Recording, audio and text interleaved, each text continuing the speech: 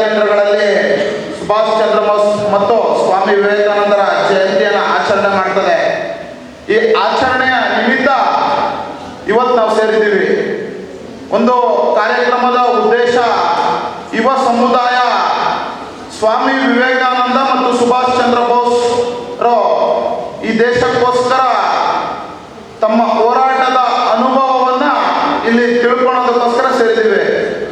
ಆದರೆ ಅದೇ ದೃಷ್ಟಿಯಲ್ಲಿ ಸುಭಾಷ್ ಚಂದ್ರ ಬೋಸ್ರು ಭಾರತಕ್ಕೆ ಸ್ವಾತಂತ್ರ್ಯಕ್ಕೋಸ್ಕರ ತಮ್ಮ ಜೀವನವನ್ನು ಸಮರ್ಪಣೆ ಮಾಡಿದ ಒಂದು ಕಾರ್ಯವನ್ನು ನೆನಬೇಕಿದೆ.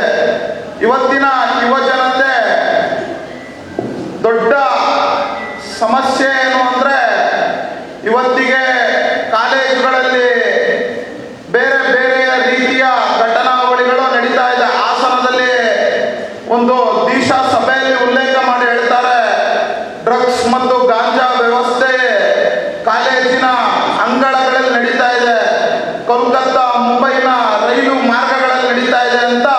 ಇದನ್ನು ನಾವು ಹೇಳ್ತಾ ಇಲ್ಲ, ಇಲ್ಲಿನ ಸಂಸದರು ದಿಶಾ ಸಭೆಯಲ್ಲಿ ಉಲ್ಲೇಖ ಮಾಡಿ ಹೇಳಿರೋದು. ಆ ಘಟನೆಯನ್ನ ಜಾಗೃತಿ ಮತ್ತು ಸ್ವಾಮಿ ವಿವೇಕಾನಂದರು ಹಾಕೊಟ್ಟ ವಿಚಾರಧಾರೆಯಲ್ಲಿ ನಡಿಬೇಕು ಅನ್ನೋದಕ್ಕೋಸ್ಕರ ಇವತ್ತಿನ ಕಾರ್ಯಕ್ರಮವನ್ನ ಉಲ್ಲೇಖ ಮಾಡ್ತಾರೆ. ಈ ಕಾರ್ಯಕ್ರಮದಲ್ಲಿ ಪಾಲ್ಗೊಂಡಿರುವಂತಹ ನೆಚ್ಚಿನ ಯುವಜನ ಮಿತ್ರರೇ, ಮಠ ಮಧ್ಯಾಹ್ನ ಊಟದ ಹೊತ್ತಿನಲ್ಲಿ ಈ ಕಾರ್ಯಕ್ರಮವನ್ನು ಆಯೋಜನೆ ಮಾಡಿದೆ.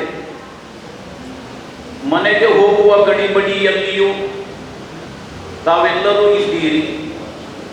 ಆದರೆ ಅತಿ ಮಹತ್ವವಾದಂತಹ ಎರಡು ವ್ಯಕ್ತಿತ್ವದ ಕುರಿತು ನಾವು ಸ್ಮರಣೆಯನ್ನು ಮಾಡಿಕೊಳ್ಳಬೇಕು. ಅವರ ಇತಿಹಾಸವನ್ನು, ಅವರ ಸಾಧನೆಯನ್ನು, ಅವರ ಪರಿಶ್ರಮವನ್ನು ಇವತ್ತಿನ ನಾವು ಸ್ವಲ್ಪವಾದರೂ ನೆನಪಿಸಿಕೊಡಬೇಕು ಅನ್ನುವ ಹಿನ್ನೆಲೆಯಲ್ಲಿ ಸಂಕ್ಷಿಪ್ತವಾಗಿ ಆ ಎರಡೂ ಮಹಾಚೇತನಗಳ ಕುರಿತು 4 ಅಂಶಗಳನ್ನು ತಮ್ಮೆದುರಿನಲ್ಲಿ ಇಡುವ ಪ್ರಯತ್ನವನ್ನು ನಾನು ಮಾಡ್ತೇನೆ. ಬಂಧುಗಳೇ, ನಮ್ಮ ಜೀವಮಾನದಲ್ಲಿ ಆ ಎರಡೂ ವ್ಯಕ್ತಿತ್ವವನ್ನು ನಾವು ಪ್ರತ್ಯಕ್ಷವಾಗಿ ಕಂಡಿಲ್ಲ.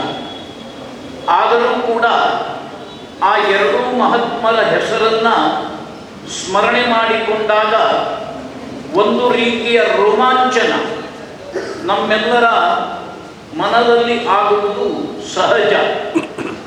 ಯಾವ ನೇತಾಜಿ ಸುಭಾಷ್ ಚಂದ್ರ ಬೋಸ್ ಬ್ರಿಟಿಷರ ವಿರುದ್ಧ ಕಟ್ಟ ಕಡೆಯಲ್ಲಿ ಹೋರಾಟವನ್ನು ಮಾಡಿ ಭಾರತದ ಸ್ವಾತಂತ್ರ್ಯದ ಸಂಗ್ರಾಮಕ್ಕೆ ಒಂದು ಕಿರೀಟವನ್ನು ತಂದಿಟ್ಟರು. ಸ್ವಾತಂತ್ರ್ಯದ ಹೋರಾಟ ಪ್ರಾರಂಭ ಆದದ್ದು ಯಾವಾಗ ಅನ್ನುವುದು ಯಾರಿಗೂ ಗೊತ್ತಿಲ್ಲ. ಸ್ವಾತಂತ್ರ್ಯ ಪ್ರಾಪ್ತಿ ಆದದ್ದು ನಮಗೆಲ್ಲರಿಗೂ ಗೊತ್ತುಂಟು. ಆಗಸ್ಟ್ 15, 1947. ಆ 1947ರ ಕೊನೆಯ ಘಳಿಗೆಯಲ್ಲಿ ಭಾರತಕ್ಕೆ ಸ್ವಾತಂತ್ರ್ಯ ಸಿಕ್ಕುವ ಸಂದರ್ಭದಲ್ಲಿ ಆ ಸೂರ್ಯ ಮುಳುಗದ ಸಾಮ್ರಾಜ್ಯ ಅಂತ ಅನ್ನಿಸಿದಂತಹ, ಬ್ರಿಟಿಷರ ಎದೆಯನ್ನ ನಡುಗಿಸಿದಂತಹ, ನಿದ್ದೆಗಣ್ಣಿನಲ್ಲಿಯೂ ಬೆಚ್ಚಿ ಬೀಳುವಂತಹ ವಾತಾವರಣವನ್ನು ಸೃಷ್ಟಿ ಮಾಡಿದಂತಹ ನೇತಾಜಿ ಸುಭಾಷ್ ಚಂದ್ರ ಬೋಸರ ಹೆಸರೇ ರೋಮಾಂಚನಕಾರಿ ಅಂತ ಬೊಬ್ಬೆ ಹೊಡಿತಾ ಇದ್ದೇವೆ. ಹಕ್ಕು ಬೇಕು, ಹಕ್ಕು ಬೇಕು, ಹಕ್ಕು ಬೇಕು ಅಂತ ನಾವು ಕೇಳ್ತಾ ಇದ್ದೇವೆ. ಈ ಹಕ್ಕುಗಳು ಮತ್ತು ಈ ಸ್ವಾತಂತ್ರ್ಯ ಅನ್ನುವುದು ನಮಗೆ ದಕ್ಕುವುದಕ್ಕೆ ಕಾರಣ ನೇತಾಜಿ ಸುಭಾಷ್ ಚಂದ್ರ ಬೋಸ್ ಅನ್ನುವುದನ್ನು ನಾವು ನೆನಪಿಟ್ಕೊಳ್ಬೇಕು. ಸ್ವಾತಂತ್ರ್ಯ ಅಂದರೆ ಏನು ಅನ್ನುವುದು ಗೊತ್ತಿದೆ. ಸ್ವಾತಂತ್ರ್ಯ ಇಲ್ಲದ ದಿನಗಳನ್ನು ನಾವು ನೆನಪಿಸ್ಕೊಳ್ಬೇಕು.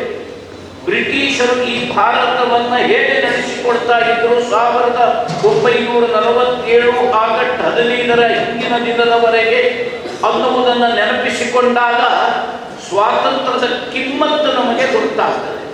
ಅವತ್ತು ನಾವು ಅಕ್ಷರಶಃ ಗುಲಾಮರಾಗಿದ್ದೆವು. ಬ್ರಿಟಿಷರ ಅಡಿಯಲ್ಲಿ ನಾವು ಬದುಕ್ತಾ ಇದ್ದೆವು. ಒದ್ದಾಗ ಒದಿಸ್ಕೊಳ್ಬೇಕಾಗಿತ್ತು, ತುಳಿದಾಗ ತುಳಿಸ್ಕೊಳ್ಬೇಕಾಗಿತ್ತು, ಉಗಿದಾಗ ಒರೆಸ್ಕೊಳ್ಬೇಕಾಗಿತ್ತು.